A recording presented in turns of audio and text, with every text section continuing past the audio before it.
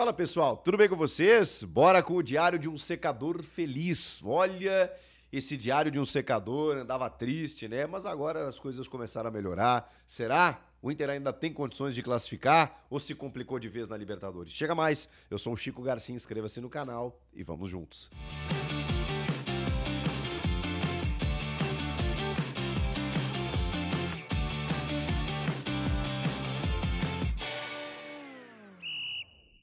Eu não vou tripudiar, não vou ficar zoando aqui, dizendo que o Roger acabou o gás, que ele daqui a pouco já perdeu o time, aquela coisa toda, não, porque eu acho que o Roger, falando sério, é bom treinador, pode reajustar, mas ele precisa botar esse trem de volta no trilho, porque ele realmente deu uma escapada, o que é natural. O Flamengo tá oscilando, o Fluminense, depois da chegada boa do Renato lá, o Palmeiras chegou a oscilar no Campeonato Paulista, agora se reencontrou de novo.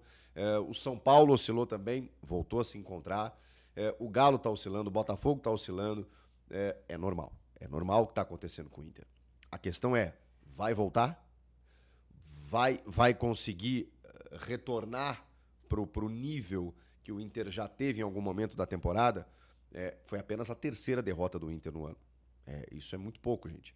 Ok, o Inter enfrentou adversários mais frágeis do que esses times que eu citei, porque, enfim, o Campeonato Gaúcho tem um nível inferior realmente. Agora, não adianta muita coisa, né? O Inter é o campeão gaúcho, o Inter se ajustou como time, começou o brasileiro com uma expectativa enorme e a Libertadores então nem se fala, mas caiu num grupo muito difícil, isso a gente precisa falar, né? Eu como secador adorei, mas preciso dizer aqui que é muito difícil.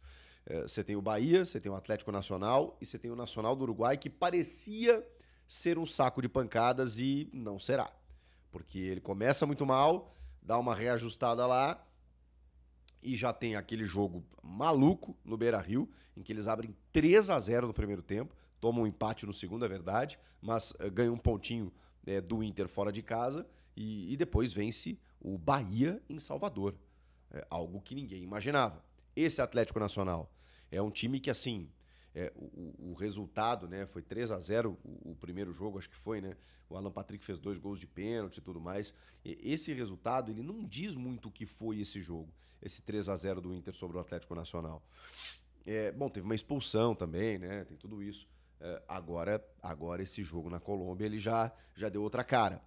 E a situação prática disso é que tá todo mundo com chances de classificação. Isso diz o quê? Que o Inter, a partir de agora, ou ele vence os próximos 2 jogos, ou ele depende de outras situações, dos chamados resultados paralelos.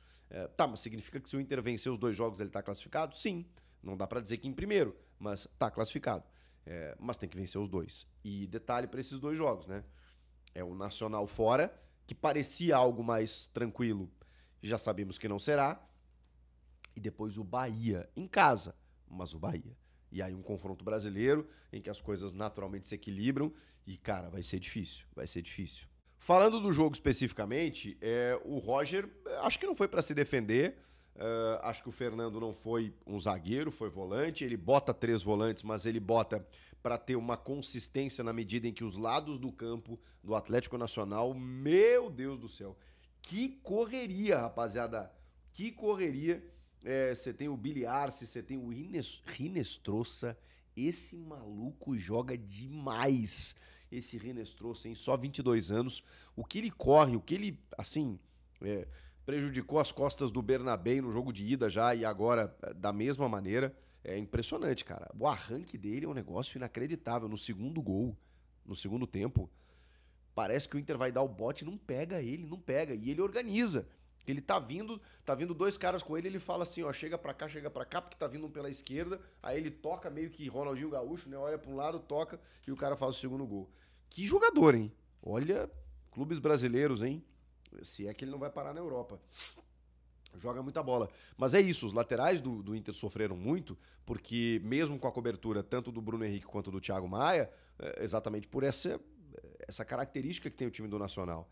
Que não foi um time que jogou na bola aérea, foi um time que jogou trocando passes e tudo mais, e empurrou o Inter, né? O Inter não conseguia sair muitas vezes, e o Atlético foi empilhando chances, empilhando chances. Primeiro tempo, assim, de muita supremacia. E era natural até que o gol acabou saindo do Viveiros num cruzamento pelo lado esquerdo. O Vitor Gabriel vacila, né? Porque ele antecipa, domina, chuta, e o Vitor Gabriel não consegue fazer a interceptação. Um belíssimo gol, inclusive. Já estava 1-0 ali naquele momento. Só que aí, no finalzinho do primeiro tempo, o Wesley perde um gol. O Wesley que está tendo dificuldades né, de marcar, não marcou ainda nessa temporada. Na frente do goleiro, ele acaba, do Ospina, experiente Ospina, acaba perdendo o gol. Antes disso, o Valência machuca. E o Valência até então não tinha feito nada no jogo. Entra o Luca, o menino Luca, que no segundo tempo teve a chance para fazer o gol. Acho que o jogo já estava empatado, inclusive. Era o gol da virada. O Ospina faz uma baita defesa e ali, na sequência, ali no contra-ataque, acaba saindo o segundo gol do Atlético Nacional, que foi um baita castigo depois de ter perdido aquele gol. O Inter perdeu outros gols também, o próprio Wesley perdeu um no começo do segundo tempo, com que ele corta e chuta e o goleiro defende. O Inter estava chegando, o Inter melhorou no segundo tempo. O Inter adiantou as suas linhas, o Atlético Nacional também se retraiu depois do 1-0. E o Inter foi para cima para buscar o empate e a virada. E, cara, futebol, né? O Inter não foi efetivo, o Inter não conseguiu, mas teve volume. Melhorou na postura como time, porque no primeiro tempo inexistiu. No segundo acho que melhorou, começou a procurar mais o gol, não se intimidou, mas deixou espaços. E esse era o risco, era o all-in do Roger, né? Ele tirou ali, ele mudou o meio-campo, né? Porque ele botou o Tabata, ele botou o Ronaldo. O Ronaldo o quê? De marcação, mas o Tabata é um jogador mais de frente. Ele tirou o Fernando, botou o Ricardo Matias, já no final, para tentar uma bola aérea e tudo mais. Mas enfim, ele tentou virar o jogo no segundo tempo. Só que aí o Atlético Nacional foi muito inteligente. Porque aí esperou o Inter, né? E nos espaços, pela velocidade dos seus jogadores, matou o jogo. No segundo e no terceiro gol. O terceiro gol também foi exemplo disso, né? Com espaço muito aberto, muito livre, para os caras fazerem o terceiro. Agora, por que a gente diz que complicou? Porque tá todo mundo com chance.